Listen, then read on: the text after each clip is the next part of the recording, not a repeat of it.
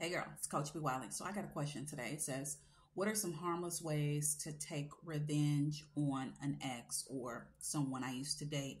Number one, the word revenge, like, why is y'all always so eager to get your lick back? It's like the lick back thing. Like, what is that going to do for you? How do you benefit from getting revenge on someone? I was on social media last night when I saw a girl getting revenge by putting instant potatoes. It was raining outside. She was putting instant potatoes all over his yard and his grass. I didn't understand it. I don't understand it. I don't know what that could do. I guess kill the grass, grow up a potato. I don't know what that does, but the point is you're wasting your own time when you're trying to get back at someone that has done you wrong, someone that was inconsistent, someone that lied, someone that was disrespectful, someone just said one thing and did another, someone that gaslit you. Like, it's not making any sense. All you need to do is learn. If we took more time out and we took each dating situation as a lesson in school, like we're in dating school, we will be better off. We will be smarter. That's literally how I became a life coach. How I became a life coach is I started jotting down notes on my dating experiences, and it ultimately turned into a book. But I took those experiences, I pondered on them, I thought about what I could do better, and I just kept hitting the ground running, kept dating, and I messed up more than I did not. And I learned. And that's how I'm able to tell you guys what to do. That's how I've been able to do this for over a decade. So if you're listening to this and you're sick of hitting a wall and you have this animosity in your gut, in your spirit, and you just hate that you wasted all this time dating this guy for him to then turn around and do you dirty. Your best revenge is your paper. Shout out to Beyonce. But seriously, your best revenge is getting yourself together. You can cry on a corner. We're going to give you some time to do that. But then after you do that, you don't follow him on no social media. You don't bring his name up for any reason.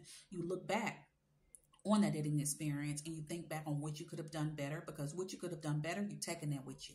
You're taking that with you in your backpack and you're applying it to the next thing. And what you're leaving behind is the dead weight and that baggage from your anger, from your bitterness, from your disgust, from your disdain, from your hatred of him.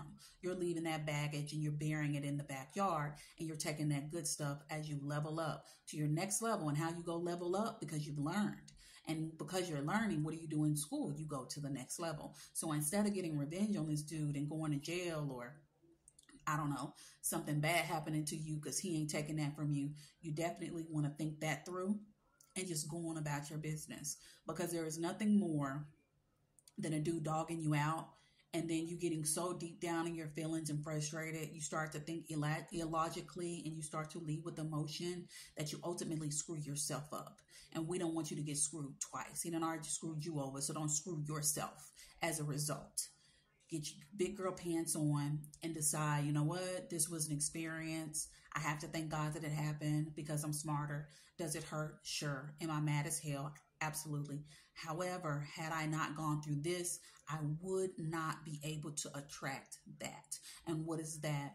A quality man who loves me unconditionally, who literally respects me, who is consistent. I run that word through every video because that's what women want, right? Consistency. He openly communicates with me. I have the password to his phone. I can just pop up at his house anytime. It's an open door policy. There are no secrets. I feel safe. He's warm. He's kind. I know his family. He has great character. Like, this is all just little things I'm talking about when it comes to a quality dude. Not this dude who did you wrong. You never know if he lying or telling the truth.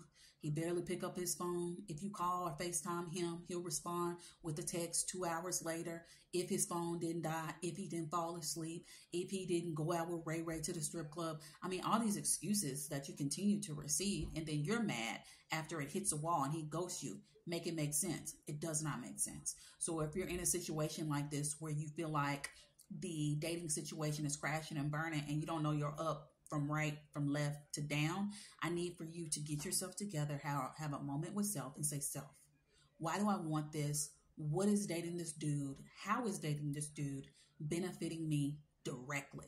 Those are the kind of questions, simple questions you need to ask yourself. If you're in a situation like this right now, you need to ask yourself, how is this benefiting me? Remember, I always compare dating to jobs because we all need jobs and we all need money.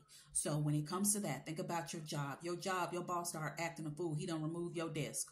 So you got to stand up with the little rising desk. You don't even have a seat. Actually, he took your seat. So you got your desk, but you ain't got your seat. So you ain't got nowhere to sit down.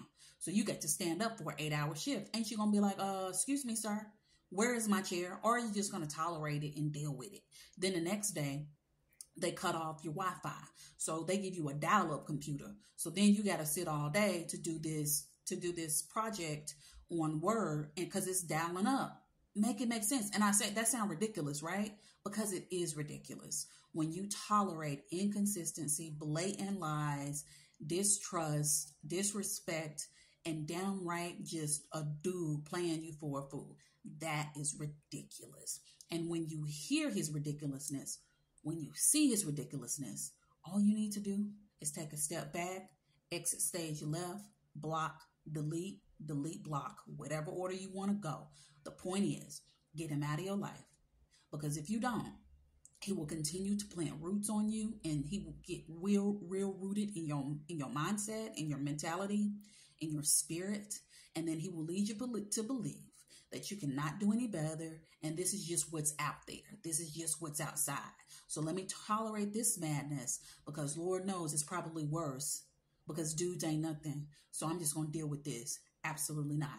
I need for you to stop listening to that BS. If it's coming down your timeline on social media, stop watching it. Unfollow people like that who are in these toxic relationships, because what you see is what you do. And if you're going to see anything, you need to see men loving women unconditionally, out loud, not cheating, not lying, not being inconsistent.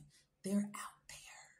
If you're a consistent, loving, kind, caring, quality woman, then why have you convinced yourself that you can't thus attract the same thing, right?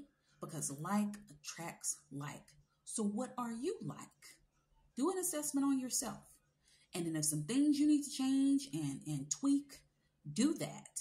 And then get out there so you can attract just that quality. You got it? And after you do that, you download this freebie. The link is in my bio. How to avoid Mr. Waste Her Time. I got 5 steps for you. This is free.